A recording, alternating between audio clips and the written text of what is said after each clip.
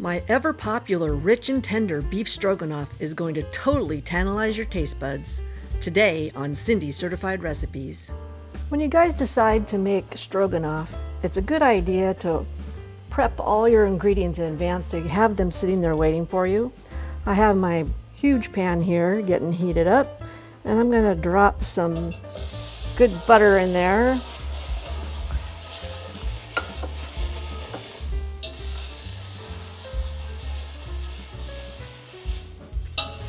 You can use oil if you like, but I think the flavor's better with the butter. And then I got all my meat that I've sliced in advance. And normally it's not a good idea to crowd your meat, but in this case, since it's going to be slow simmered, you can crowd it all you want. And I'm going to show you, I like to cut it on the cross grain, and that's about how thin that I cut it. Nice bite-sized pieces. Now you're going to see that this meat is going to release a lot of juice, but as it browns, that juice will dry up and it'll just brown itself there. And so that's going to sit there a while till we have all that nice and caramelized.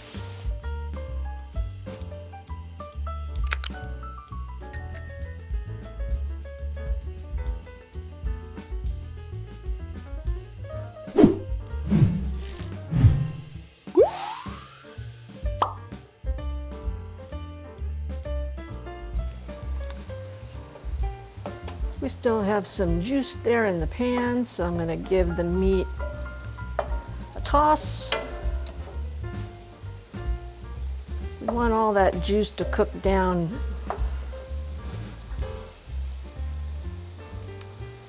There we go. Now back to browning.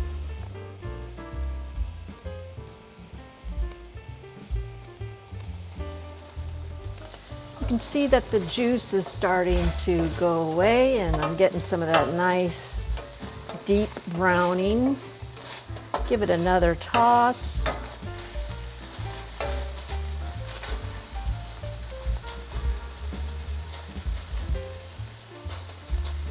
And we're just going to let that brown a tad more.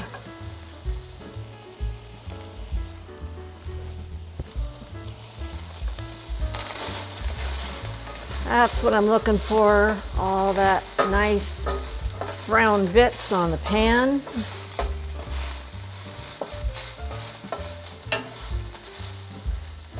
And the nice, if I can get a piece here on my spoon, you can see it's starting to get nice and caramelized on the meat.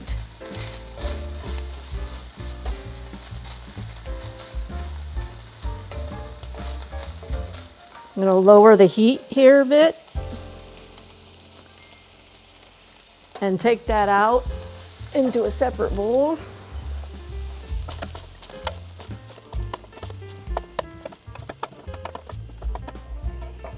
Okay, and you're just going to set that aside and raise that heat again to about medium high, and you're going to add in just a few more pieces of butter.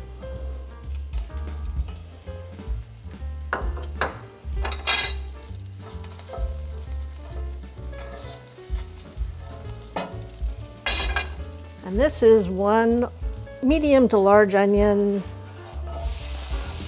chopped pretty good.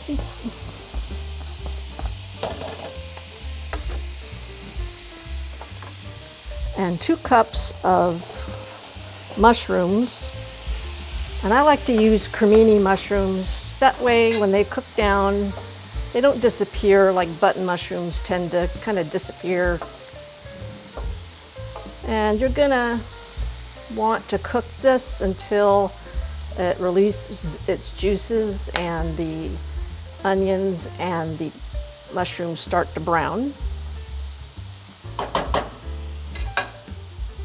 So we'll let that do its magic here for a little while.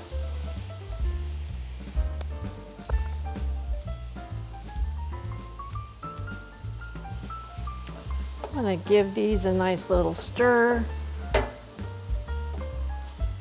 so that they start picking up all those nice bits in the pan, and you'll get extra beefy flavor that way.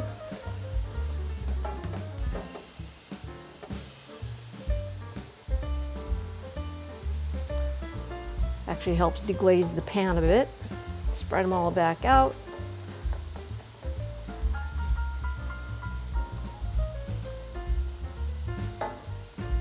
And we want those mushrooms cooked down quite a bit more than that, so we'll keep that going.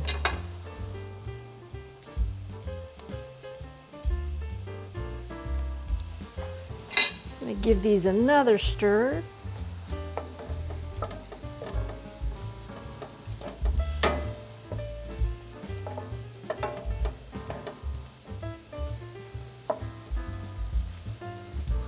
They're on their way. Let's continue the process.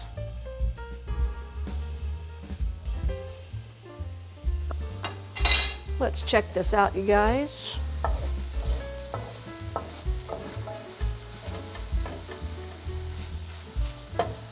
I'm going to add another little bit of butter to that.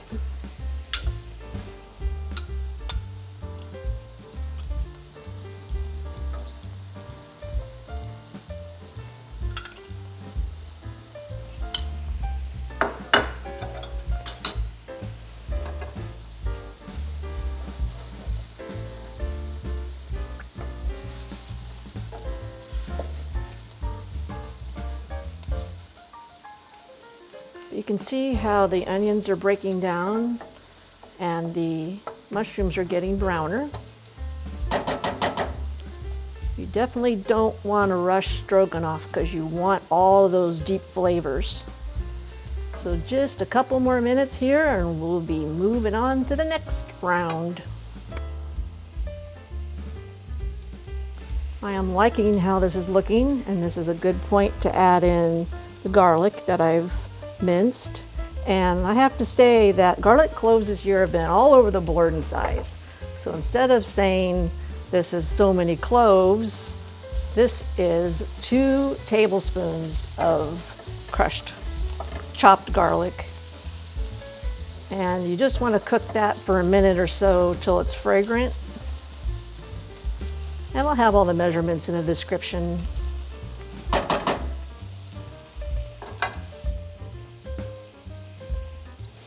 Starting to smell that garlic. It smells so good. We're getting lots more of those little nice brown flavor bits down there.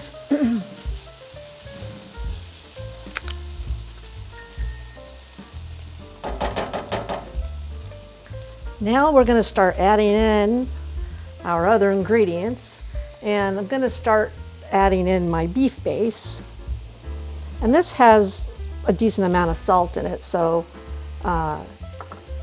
I try not to add in additional salt because I add in this beef base.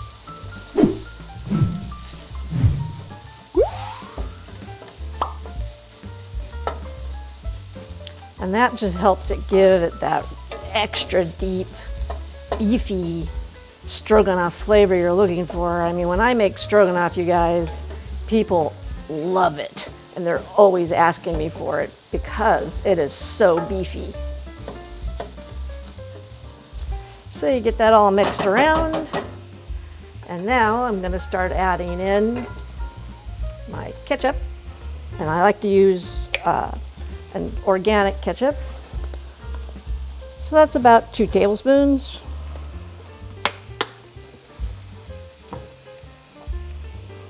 And about a tablespoon of pepper, black pepper. And a good teaspoon of dry mustard.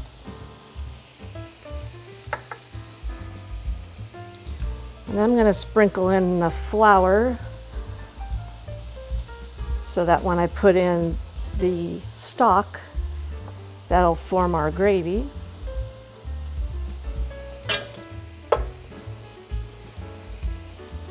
Give that a good stir.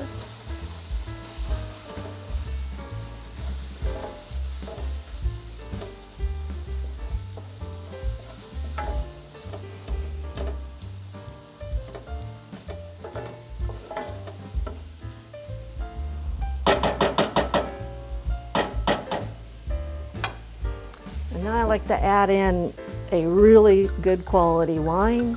This is a Cabernet Sauvignon, and that's about 1/2 to 3/4 cup.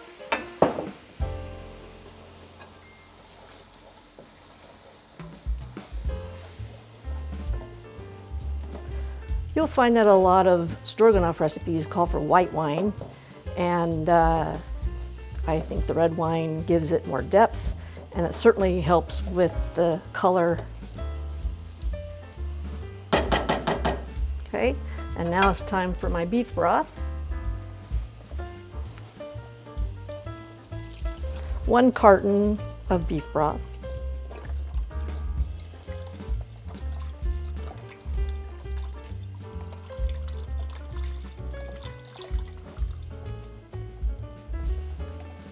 I'm going to turn the heat back up and bring that up to a boil.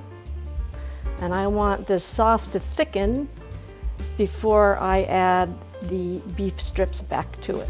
So we're going to be stirring this quite often here until it forms the right consistency I'm looking for.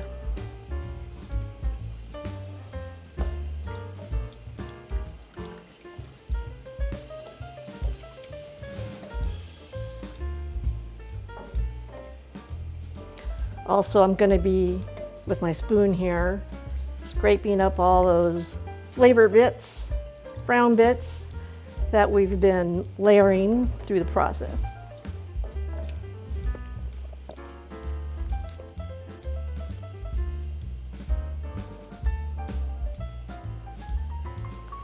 Our sauce has started to boil, and so I'm going to give it a little bit of a stir and let it continue bubbling until it has gotten a little thicker.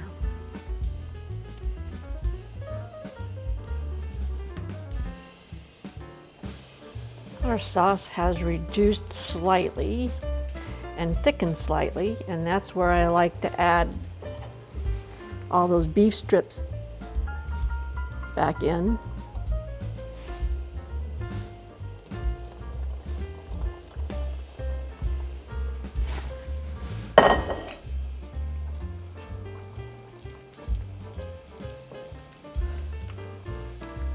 That way you'll get more beefy flavor in your sauce, and those strips start to get even more tender in the sauce. I'm going to turn that heat down to just simmer. Put the lid on, and we'll check that about every 10-15 minutes and give it a stir. But that's going to simmer about an hour. Alrighty, it's been about an hour. Look at that stroganoff, you guys. This is going to be so fantastic. It's rich, and that sauce is thickened up, and the beef is ultra tender. You're going to love it. All right. We're going to plate that up, and you're going to enjoy it.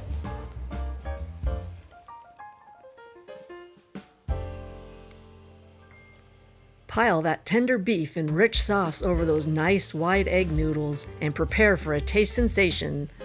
And don't forget to like and subscribe.